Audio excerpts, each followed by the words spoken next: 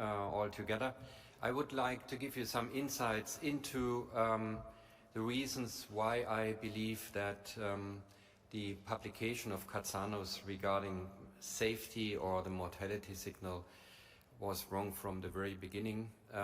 Interesting that just Katsanos did publish a meta-analysis a couple of years ago that paclitaxel releasing devices are the most effective devices available for interventional procedures in the femoral popliteal segment today.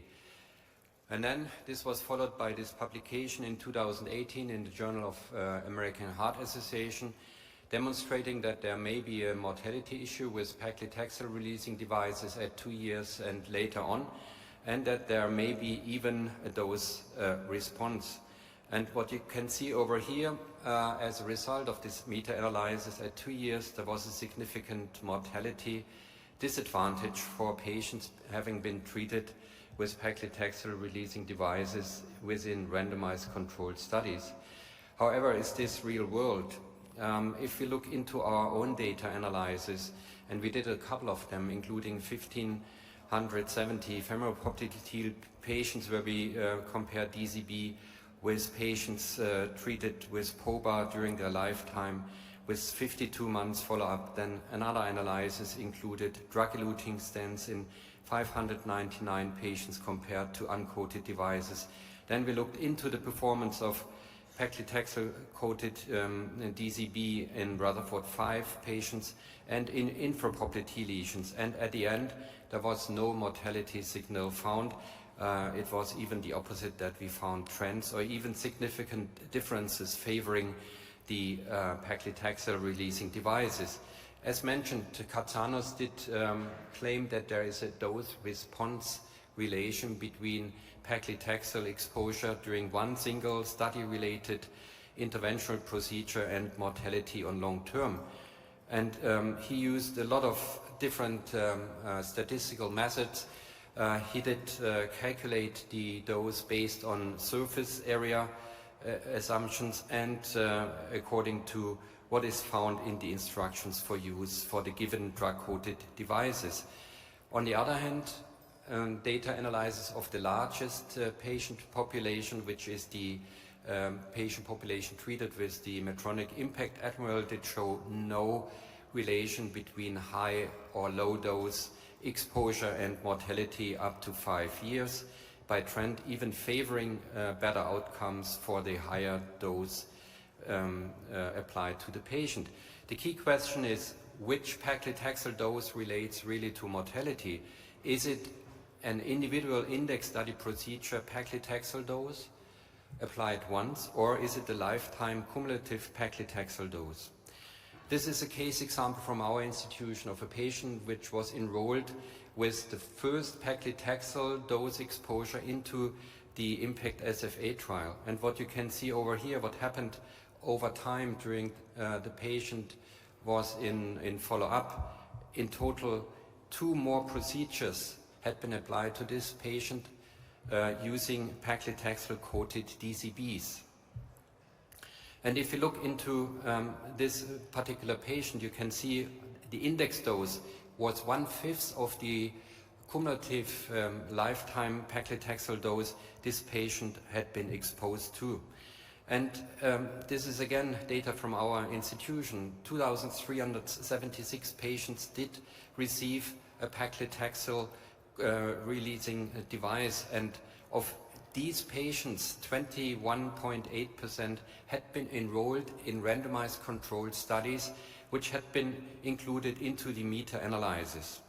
And of these, more than 50% of these patients received more than one paclitaxel dose. And this resulted in the following analysis. This is mortality over 5 years related to the one single dose applied to these patients when they had been enrolled into the study. And you can see that there is a trend towards lower mortality if a low dose paclitaxel was administered to the patient. However, reality looks different. The overall lifetime dose applied to these patients was more than double as compared to the index dose. And the result, if we look into the cumulative dose applied to those patients, we can see that there was even a significant better survival for those patients having received a high paclitaxel during lifetime. So in summary, there is no increased mortality after treatment with paclitaxel-eluting device in real-world analysis, no negative association between paclitaxel dose and mortality. The lessons learned is it is the responsibility of the editors of scientific journals to carefully verify sensitive study outcomes regarding appropriate statistics, appropriate database analysis, and higher rated journals did reject this meta-analysis published later in the Journal of American Heart Association. And this resulted in the recall of the warning by the FDA in July last year. Thank you very much. Thank you very much, Andrew, and it's an honor to be here and to be a participant in the last program that Roger himself had worked on. These are my disclosures. So as Andrew mentioned, this concept of how are we going to make progress once data is out there that may not reflect reality. Well, one thing that really helps is more follow-up. So again, together with Bill Gray and Sahil Parikh, we worked with the FDA on what we would call a final meta-analysis of randomized trials, and there were certain specific criteria for the trials that we included. The sponsor was the Lankenau Institute for Medical Research, and NAMSA was the data house. But this included a 95% 5-year follow-up completeness, 3,300 plus more years, patient years of follow-up, 2 more RCTs, and a detailed look at dose. These are the trials that were included. These had to be devices that had previously been evaluated and approved by the FDA for FEMPOP intervention. The trials had to be initiated by 2019 so that we would have enough follow-up, and they had to have independent adjudication for duplex and angio, as well as independent events committees. So we did the analysis in 4 different ways. The classical randomized controlled trial, of course, demands an intent to treat analysis, but we all know that this is related to an agent, and the agent being paclitaxel. So we also did as treated, where patients who ultimately received known to have received paclitaxel that were in the control arm were moved to the paclitaxel arm. We did 2 other analyses, one in which the as-treated, it's an as-treated late crossover censored, where patients with known paclitaxel were simply censored. And then lastly, and I think probably most real world and consistent with what Thomas Zeller just presented, we used as-treated crossover with time-varying covariate, which means that when the patient was known to have experienced another paclitaxel dose at that time, they were moved into the paclitaxel group. Again, a little bit more real world. This is the intention to treat analysis. It showed no mortality signal, no significant hazard ratios, although widely varying around unity. And this is the 5-year Kaplan-Meier for intent to treat. You can see with substantially overlapping confidence intervals. And these are the 4 analyses: intent to treat, as treated with crossovers, either censored or with time-varying covariate. And you can see what the hazard ratios look like without being significant for any one of these and varying from 1.14 to 1.04.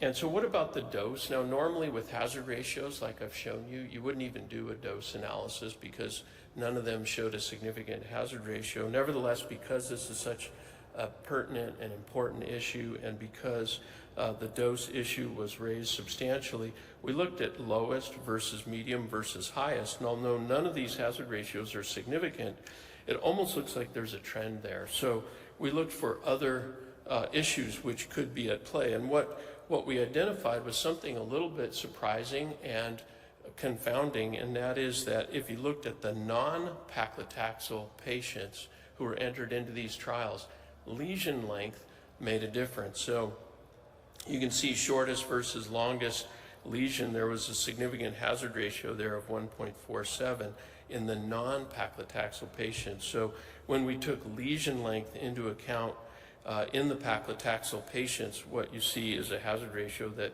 looks pretty uniform across the board. In terms of covariate analysis, there were no variables that were more likely to cause death in one group than in the other, either between studies or within study. And that shouldn't be too surprising in the sense that because the paclitaxel didn't have an effect on mortality, each of the other factors were equally at play in both groups. And then of course we have this, which was included in the Lancet article from a couple months ago, with the work being done here being in the yellow boxes there, the hazard ratios looked at in 4 different ways, followed of course by all of the real world data that we're going to hear just a little bit more about. So in conclusion, the patient level analysis of pivotal RCTs conducted with collaboration from FDA provides the most complete data follow-up that we have, with 5-year vital status in more than 95%, and demonstrating a consistent lack of mortality signal across these 4 analysis sets, including the one that looks most like how we actually treat patients, the time-varying covariate. Accounting for crossovers further reduced the hazard ratio. There was no dose effect and no notable covariate interactions. Thank you. I was here in 2019 for the first time giving a paclitaxel talk on some data no one had seen. They're doing the same thing. These are my disclosures. So just for context, in the US, drug-coated devices are a key part of all our femoral-popliteal interventions. This is a nice meta-analysis, again, demonstrating the benefit of drug-coated therapy over the long term compared to uncoated therapy, primarily DCBs. And we've seen this slide actually from Katsanos himself, demonstrating the natural benefit of drug-coated technology for reducing target lesion revascularization. In the US, our interventional societies have a class 1 indication for PCDs during FemPop intervention for definitive therapy. And really this device before the Katsanos meta-analysis was our predominant treatment. So on the left, this is data from the Vascular Quality Initiative, a vascular surgical data registry. On the right is another look at the same data demonstrating the uptake of drug-coated devices. So what was the impact of the Katsanos meta-analysis on US practices, and how did it affect patient outcomes? So we looked at contemporary data now through September of last year, 600,000 US femoral-popliteal interventions, to get a better understanding first of what happened in the US because of the Katsanos meta-analysis. Again, this is a similar slide, but our data among Medicare patients demonstrating that leading up to the Katsanos meta-analysis, drug-coated balloons were on target to be the predominant treatment for femoral popliteal artery intervention. You can see nicely here it was catching up to uncoated balloon angioplasty. We use stents a little bit more infrequently. Bare metal stents were more predominant than drug-eluting stents, but you can see drug-eluting stents were on the rise. What happened after the Katsanos meta-analysis is exactly as you would imagine. Here's a nice curve showing the steep decline in drug-coated device use in the US, which is pretty much replaced with uncoated balloon angioplasty, as well as bare metal stents. So significant rapid change in our practice in the US because of the Katsanos meta-analysis. Have we caught up? Well, these are data now through September 2023. We had COVID in there. We're now in the post-COVID period. And you can see nicely that drug-coated devices are starting to resume where they were in the beginning of when they were introduced in the US market in 2014. We're also seeing a little catch up in drug-eluting stents. So even preceding the newer comments by the FDA relieving the label of warning for safety of paclitaxel, we've already seen a rise in drug-coated device use, really paralleling all the wonderful data that you've already seen here showing safety throughout the world. What about patient outcomes? Well, I think this is really important. And one thing I thought that was notable is those slides I just showed you are percentages of all femoral popliteal interventions. These are counts. So these are the actual procedures that were performed. And I just want to highlight that there's a downward trend on all femoral popliteal intervention, device utilization, as well as surgical revascularization. So we're doing less procedures now in the US. COVID probably had a big impact on that. But this is notable that the whole field has shrunk in the context of the Katsanos meta-analysis. And again, if you look at this from on the top, red here is endovascular procedures. On the bottom, hidden there in blue is surgical revascularization. In green is PAD-related, are not, unfortunately. Now, I collaborated with a lot of the industry partners to put together the next data. This is from hospital sales, looking at sales of drug-coated devices from Q3 2013 through Q3 2023. And again, this really parallels the data I just showed you. These are units of sales of drug-coated devices. And you can see right around the Jaha meta-analysis, there was a significant financial impact of the Katsana meta-analysis on the use and sale of drug-coated therapies in the US, and this is by US hospitals. We've now just kind of caught back up again to where we were when we started, as you can see in the 2023 bars on the far right. But let's get back to the patient. What happened to patients because of the Katsanos meta-analysis? This is critically important. So we looked at pre and post paclitaxel controversy. What happened to PAD-related amputation and death pre and post? Well, here in red, this is post paclitaxel controversy, and blue is pre. You can see on the y-axis is major amputation and death. So we looked at patients, not procedures. So these are 275,000 patients, and you can see that there was a significant increase in amputation or death among patients in the post-paclitaxel period than the pre-paclitaxel period. Now, can that be due to COVID? Well, we broke that up for you, and you can see nicely here in the two top bars are immediately post-Katsanos and then immediately post COVID-19. You can see in blue is pre-paclitaxel. So unfortunately, we're doing worse for our patients. Again, it's not causal. There's many factors that go into this, but the current state in the US is that patients are undergoing more amputation and death after a femoral popliteal intervention than they were prior to the Katsanos meta-analysis. I wanted just to end just highlighting the same slide that Peter Snyder showed, that we really haven't demonstrated any safety with paclitaxel-coated devices. And really, my final points here are, did the paclitaxel meta-analysis cause harm? I think there's many data here to support that it did. You can see that global restrictions result in a less durable treatment, more amputation and death in the post-paclitaxel controversy, an increase in economic burden. Is there also good that came from this? I would say yes. Again, it reminded all of us that we needed good clinical trial practice. We never know what's to come. We need complete follow-up. There's been a really significant investment in non-paclitaxel therapies that can really change our practices. We've talked a little bit about alternative data sources, including the impact of real-world evidence, and also the ability for the vascular community, industry, and regulators to band together.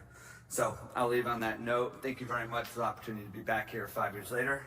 Appreciate the opportunity. Thank you, Andrew.